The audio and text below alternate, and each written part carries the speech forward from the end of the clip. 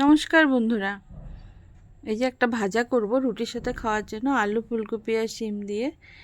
তো ভাজাটা করতে করতে একটা কথা খুব বলতে ইচ্ছে করছে, তোমাদের সাথে শেয়ার করতে ইচ্ছে করছে। আজকালকার দিনে ছেলেমেয়েগুলো খুব উচ্ছৃঙ্খল হয়ে গেছে। একটা ঘটনায় মনটা খুব বিষণ্ণ হয়ে আছে। কিছুদিন আগে আমাদের পাড়ারই একটা ছেলে, বেশি বয়স না, একটা ছেলে, ওর বাবা মা ওকে স্করপিও কিনে দিয়েছে। স্করপিও গাড়ি করে ওর যেতে গিয়ে রাত্রিবেলায় অ্যাক্সিডেন্ট করে স্পট ডেড হয়।